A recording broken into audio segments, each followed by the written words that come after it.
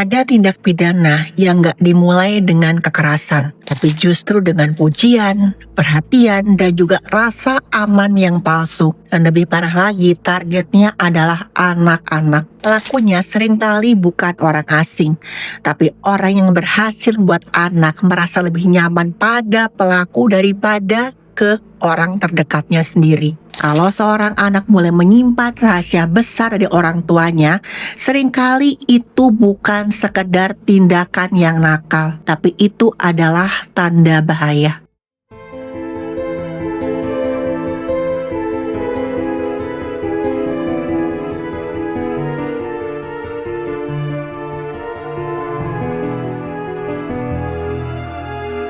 Halo, saya Dr. Stefani.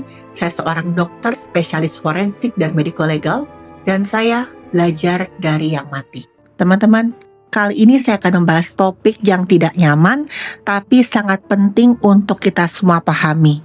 Terutama buat orang tua, pendidik, atau siapapun yang peduli terhadap keselamatan anak. Ada seorang penyintas atau survivor dari tindak manipulasi seorang dewasa terhadap anak yang berbagi pengalaman mereka. Dia menceritakan bagaimana ketika dia masih berusia di bawah umur, dia jadi korban manipulasi seseorang yang lebih dewasa. Tanpa menyebut kasus atau nama, saya harap hal ini bisa membuka mata kita kalau fenomena ini ternyata jauh lebih dekat daripada yang kita bayangkan. Gak cuman ada di drama, gak cuman ada di televisi, gak cuman ada di layar, tapi mungkin ada di sekitar kita tanpa kita sadari.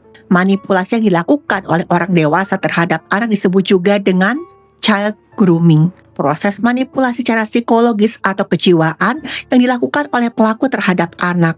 Dan gak jarang juga ke orang-orang di sekitar anak sampai mereka gak sadar kalau anak sedang menjadi target. Tujuannya agar pelaku bisa melakukan tindakan tidak senonoh dan manfaatkan kerentanan pikiran anak-anak. Dan yang dilakukan pelaku bukan sekedar bersikap ramah, mesra, bahkan merayu, tapi merupakan satu tindakan yang sudah direncanakan dengan sangat-sangat matang. Dan pelaku sadar apa yang dia lakukan.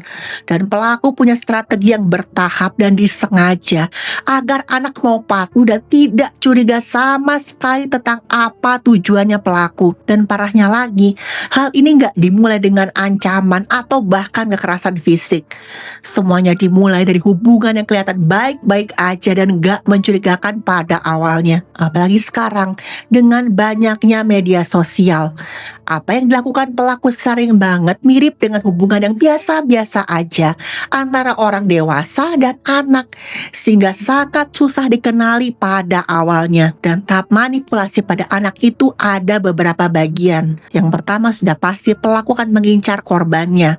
Dia mulai bangun akses dan kepercayaan, seakan-akan mulai memenuhi kebutuhannya korban. Pelaku kemudian akan pelan-pelan mengisolasi korban dari orang-orang di sekitarnya. Pelaku mulai mewajarkan hal-hal tidak senonoh dan kemudian mempertahankan kendali atas korbannya. Contohnya, ada salah satu kasus yang pernah saya tangani. Ada seorang anak perempuan, sebut saja inisial D. Dia kenalan dengan seorang laki-laki lewat media sosial. Dan sebut saja laki-laki itu inisialnya R. Dan R ini usianya sudah dewasa. Awalnya, R cuman memuji foto dan video yang sering diposting oleh D di media sosial. Dan komentar ini adalah strateginya R.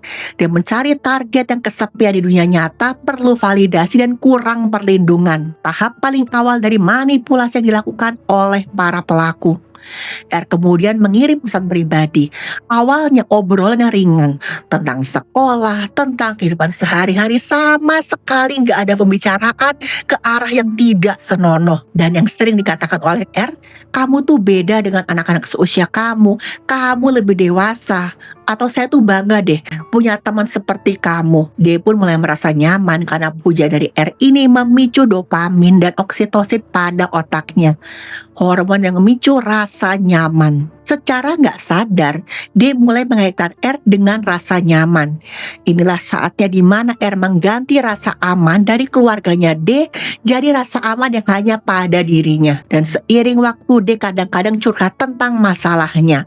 Dan R pun mulai melakukan isolasi psikologis dengan berkomentar seperti ini. Kayaknya orang di sekitar kamu tuh nggak mengerti kamu ya. Teman-teman kamu kayaknya nggak ada yang peduli sama kamu. Dan saya adalah satu-satunya orang yang peduli dan mengerti sama kamu. Dan yang dilakukan R adalah manipulasi.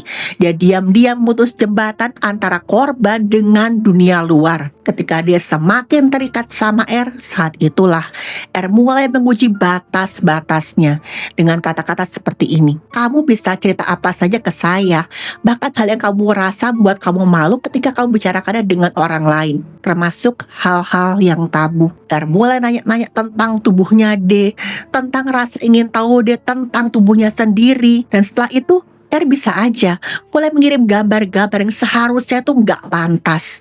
Tapi R meyakinkan D kalau itu hal yang bisa diterima, agar otaknya D pelan-pelan mulai menormalisasikan gambar atau video yang seharusnya nggak boleh dia lihat. R akan berkata seperti ini rahasia antara saya dan kamu ya. Atau kalau orang lain sampai tahu, apalagi orang tua kamu tahu, mereka pasti akan salah paham dan mereka akan marah. Nanti saya nggak bisa lagi berhubungan sama kamu. Atau lebih parah lagi, R bisa aja bilang seperti ini. Tolong ya, kamu jangan pergi.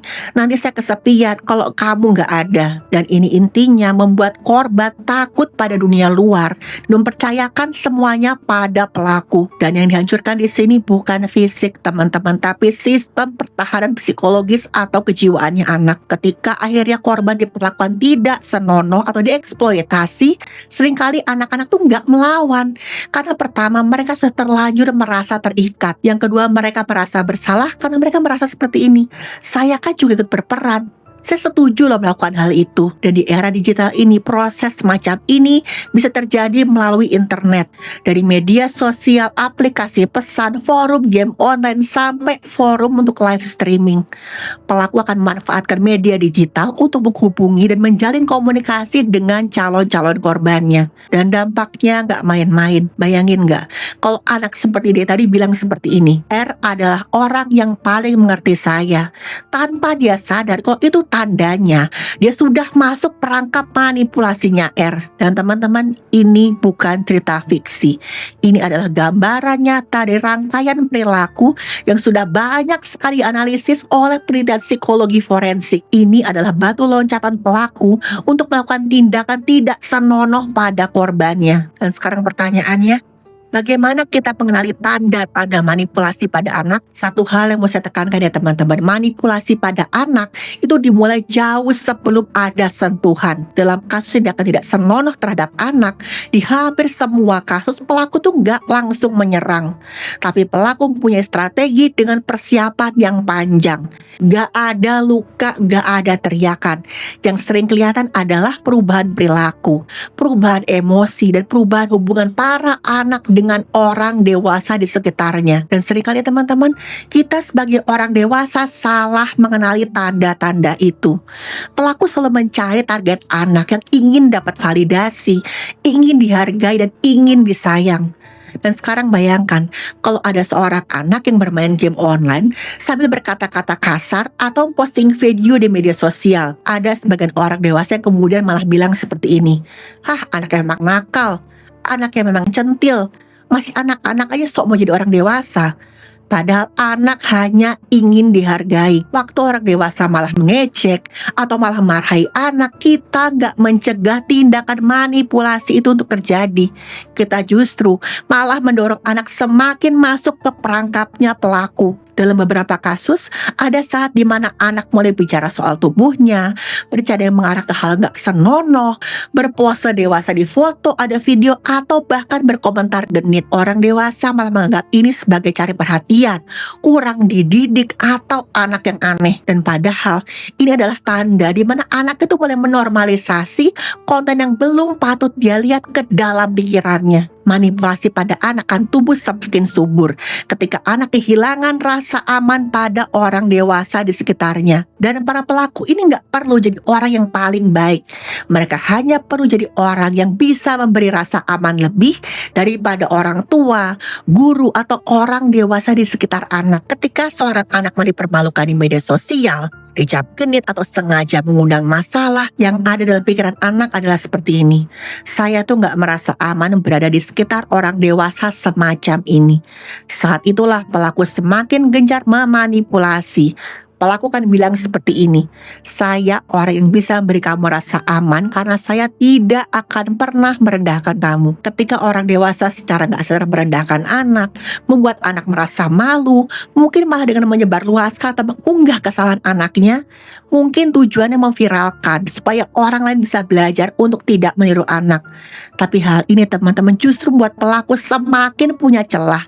Pelaku bisa aja bilang, kamu lihat, orang dewasa di sekitar kamu mempermalukan kamu. Saya enggak, saya bisa memberi kamu rasa aman. Dan pelaku memang punya strategi yang sangat halus dan tidak terlihat. Tapi lingkungan yang gagal jadi tempat aman untuk anak juga berperan dalam hal ini. Saya sering juga mendapat laporan dari orang tua yang mengantar anaknya untuk visum setelah anaknya dimanipulasi untuk kemudian diperlakukan tidak senonoh oleh orang yang usianya jauh lebih dewasa. Anak mereka sering marah kok ditanya, sering banget menyembunyikan handphonenya, bahkan sampai berkelahi ketika orang tuanya yang maksa melihat handphonenya. Teman-teman, hal ini bukan gara-gara anak jadi nakal atau anak mulai memberontak. Anak ini seringkali sudah masuk ke perangkap pelaku yang berkata seperti ini: jangan sampai orang tua kamu tahu, atau kamu kan kehilangan saya, satu-satunya orang yang bisa kamu percaya. Ini disebut juga dengan trauma bonding information. Hubungan yang dirahasiakan dari orang tua adalah inti dari manipulasi terhadap anak.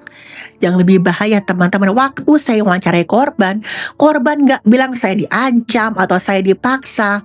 Ada korban yang bilang seperti ini: saya takut dia pergi dari hidup saya takut kehilangan, saya merasa gak enak kalau dia sampai kena masalah, dia sudah begitu baik sama saya. Tindak manipulasi bekerja dengan rasa bersalah, bukan dengan paksaan. Korban gak lagi sadar kalau mereka adalah korban. Bahkan gak jarang korban malah membela orang yang sebenarnya adalah pelaku. Anak sering bilang seperti ini: dia orang yang baik, orang-orang di sekitar saya salah paham, atau bahkan tolong jangan rusak hubungan antara saya dan dia. Anak bukannya berpihak ke pelaku, tapi anak sedang membela sesuatu yang diyakini adalah satu-satunya sumber rasa aman di hidupnya. Tindak manipulasi pada anak itu gak dimulai di satu tempat yang gelap dan rawan. Sekarang semuanya bisa dimulai dari kolom komentar, pesan singkat, ruang chatting. Seringkali tanpa sadar, orang dewasa di sekitar anak lain semakin mendorong anak untuk kemudian makin dekat dengan pelaku. Padahal dampak manipulasi ini gak main-main. Traumanya bisa bertahan sampai dewasa. Anak bisa mengalami kecemasan, depresi, sulit percaya pada orang, bahkan anak kesulitan berhubungan dengan orang lain. Sekarang, bagaimana kita mencegah tindak manipulasi semacam ini? Teman-teman, saya mau kasih tahu sesuatu. Anak yang punya rumah sebagai tempat aman jauh lebih sulit dijadikan target. Bukan gara-gara mereka gak diincar, tapi karena mereka punya tempat untuk bercerita, dan tempatnya itu sangat tepat, yaitu orang tua. Pelaku itu gak takut pada orang tua yang galak. Pelaku takut pada orang tua yang masih mau didengar dan dipercaya oleh anak-anaknya. Anak harus tahu satu hal, yaitu dia bisa bercerita ke orang tua tanpa takut dimarahi atau dihukum karena berkata jujur. Bukan berarti gak ada aturan. Bukan berarti anak bisa bicara tanpa sopan santun pada orang tua.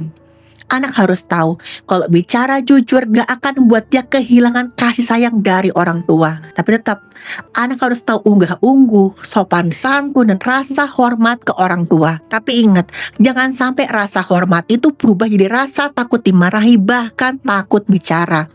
Orang tua harus menekankan pada anak, kamu tetap harus menghormati kami, tapi kamu gak boleh takut untuk jujur ke kami. Misalkan kita menemukan tanda seperti chat, video, atau foto yang mengarah ke hal gak senonoh di ponselnya anak, ya memang seringkali refleksnya kita tuh marah, mengancam, atau malah merekam dan memviralkan tindakan anak kita. Tapi satulah teman-teman, anak akan berpikir, bukan pelaku yang berbahaya, tapi orang tua saya. Anak akan memilih untuk mempertahankan pelaku karena takut kehilangan satu-satunya sumber rasa aman. Pendekatan yang benar adalah tetap tenang, tahan emosi, dengarkan anak, amankan anak dan mulai bertindak. Kalau kita malah kemudian videokan kesalahan anak, mengunggah isi ponsel anak dengan alasan mendidik sekalipun, yang kita lakukan adalah menghancurkan satu hal yang paling diperlukan korban, yaitu kepercayaan pada orang tua dan orang-orang dewasa di sekitarnya. Karena bayangin aja, saat itu anak bukan hanya sedang dimanipulasi oleh pelaku, tapi anak juga dipermalukan oleh orang yang seharusnya akan melindungi anak. Ada juga keluarga yang takut melapor karena malu atau nama baiknya takut rusak. Padahal dalam dunia kriminal, tindakan manipulasi yang tidak dilaporkan hampir selalu berlanjut dan akan semakin luas. Pelaku nggak akan berhenti. Dia akan bebas mencari target-target yang lain. Dan teman-teman, pencegahan secara dini itu bisa memutus trauma, memulihkan harga diri dan rasa amannya anak, juga menyelamatkan masa depan banyak orang. Teman-teman, akhir kata saya mau berpesan seperti ini. Saya mau semua ingat kalau manipulasi pada anak hanya bisa dikalahkan oleh hubungan yang sehat antara anak dan orang tua. Kalau dalam satu hari ini ada satu anak yang merasa aman berada di rumahnya, merasa aman bicara pada orang tuanya, satu pelaku akan kehilangan kekuasaannya.